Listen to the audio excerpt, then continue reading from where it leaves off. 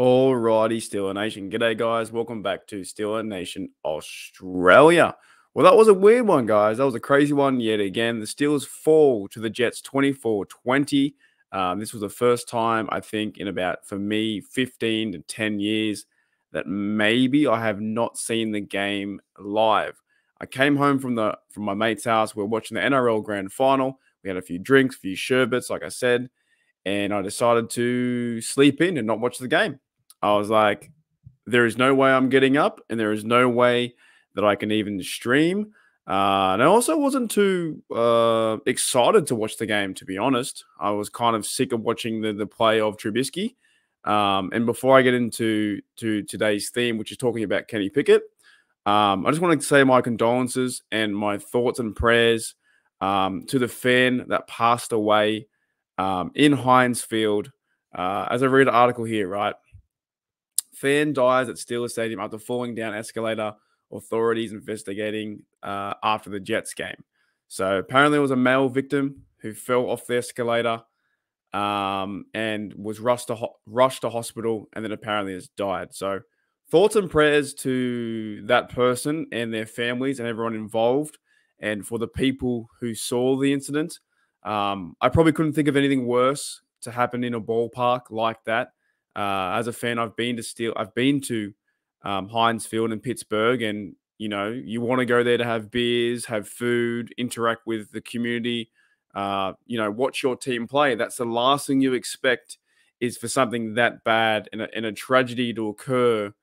I think it's horrible, actually. I think it really is. I read the story and I was like, man, that is awful. It gives you a bit of a gut check and says, yet again, life is life, man, and things can come to an end. It all does, right? It all comes to an end at some stage. But you don't think it's going to happen there, watching your favorite team play. So I know the Steeler Nation is a very strong community. And yes, we may disagree on who should be quarterback, we disagree on the coach Tomlin, we disagree on Matt Canada, all those things. But then you push that aside and none of that fucking shit matters. You know what I'm saying? None of that shit matters when you think about it. You read this story and you go, that sucks. Like that's pretty heavy. So thoughts and prayers to their family and everyone involved, because you don't want to see a tragedy like that happen at Heinz Field. I just wanted to address that and put my thoughts and feelings out there to what I think. I'm so far removed from the situation, a bit like Dwayne Haskins, who they're honoring this year. Right, the young fella could have had a chance to play, and now he can't play. So those things kind of like dwell me a little bit, and you're like, God damn it, like how do these things happen? It doesn't make any sense, right? That fan should be there during the game. We don't know what happened, but yeah, it's a tragedy and it's awful. But I do want to try and transition as best I can. In today's video, I just want to talk about. I more or less just want to talk about Kenny Pickett. I thought the game overall was a pretty fun game, to be honest. When I rewatched it today at lunchtime, I did everything I needed to do, put the game on. I sat down, had a Coke, and I chilled out, and I was watching the game. And I already knew the score. And it's hard to rewatch the game when you know the score, right?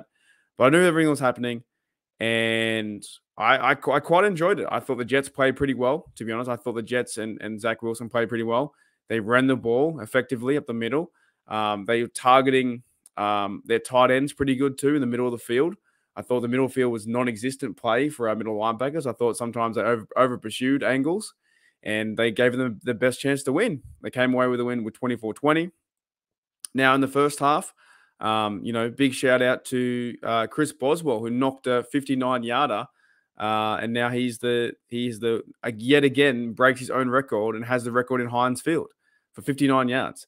So we went to half at 10-6. Trubisky was then cut, and I think like I just said, there's the notion now for Mike Tomlin the last 5 years, and I may be a Mike Tomlin apologist. I guess people call me that because there's the Fire Tomlin crowd. There's me in the middle, or me on the other side saying I support Tomlin. I like what he does. I think he can be a successful coach, and I think he is a successful coach. Right? So that's the kind of narrative now. It's Fire Tomlin versus that. But the Fire Tomlin crowd, or you got to give some respect to Tomlin, what he made with that decision, right?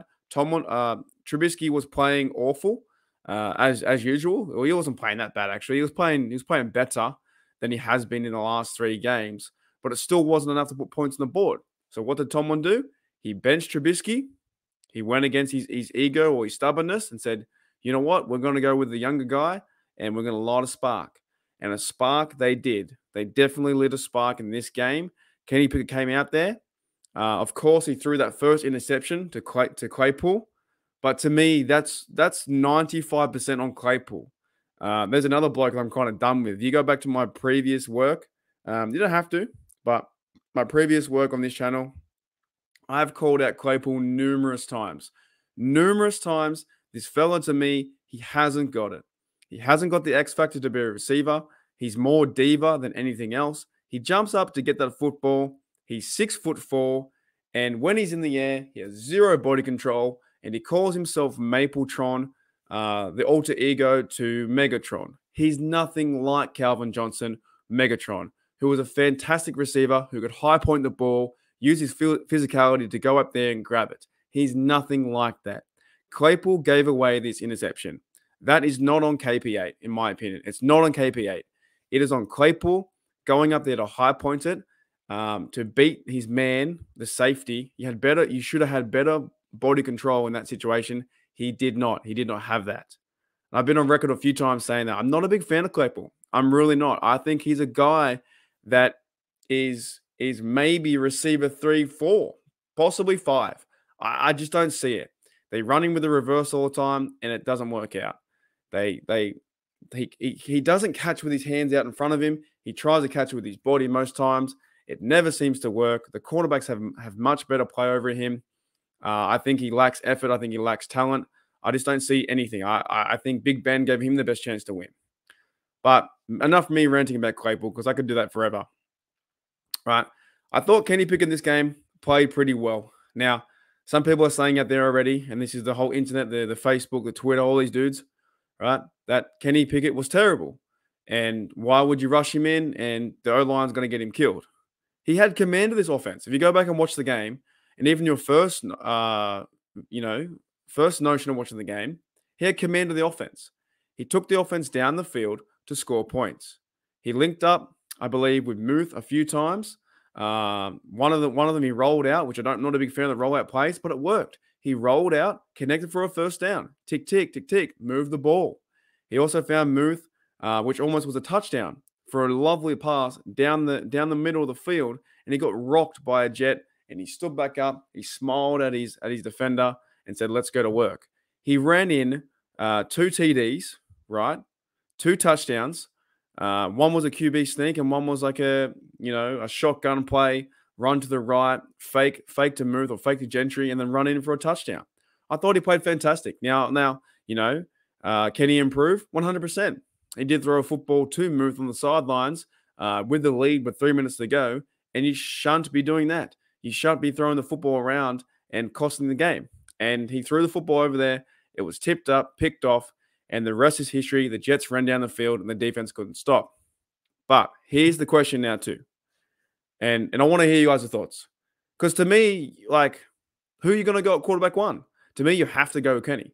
I don't think you can go back to Trubisky. I think they've seen enough with Trubisky. Now, there's a big possibility that Mike Tomlin might go back to Trubisky for the Bills game, and this is a one-off. But I thought that Kenny Pickett provided a spark. He made the offense, click. Things were moving. The players love him.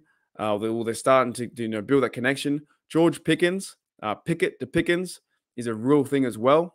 I think everything is it's not, even if we don't win games, I still think this is a positive for this team.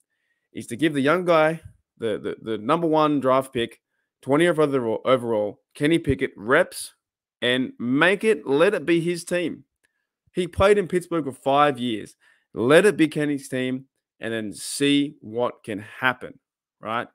This game was pretty fun to watch, and I've watched it once, and I might watch it, maybe the highlights or something like that. It wasn't as bad as I think as losing to the Jets. I was like, damn, they did blow a 20-10 lead, and there were turnovers. So there needs to be accountability. There needs to be accountability on all the coaches. There needs to be accountability on the quarterback play, the offense, and the defense. 100%. But I believe they can get better. Now, will they go out and get better against the Bills? Maybe not. They might get absolutely thrashed in Buffalo and lose 48-14. But I still think you have a better chance to win with this team with Kenny Pickett than you do Mitchell Trubisky. Anyways, guys, let me know what you think of my video and put in the comments below. Here's one for you. Are you happy with Kenny Pickett's performance? Because I am. I find his performance was pretty good. Now there are people saying that his performance was awful, but it's his first real play. He didn't have any practice reps. Let's be honest. He had no practice reps.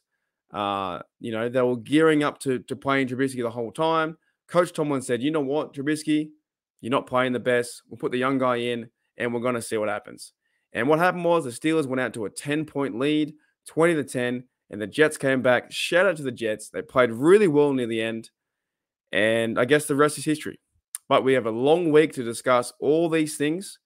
The quarterback play, trying to win some games. The Steelers are what are they? They've lost 3 in a row. There's a big chance that going into the next 4 games, the Steelers could lose all 4 of them. And they could go 1-7. And the season might be over. And this is a hallmark season for Coach Tomlin.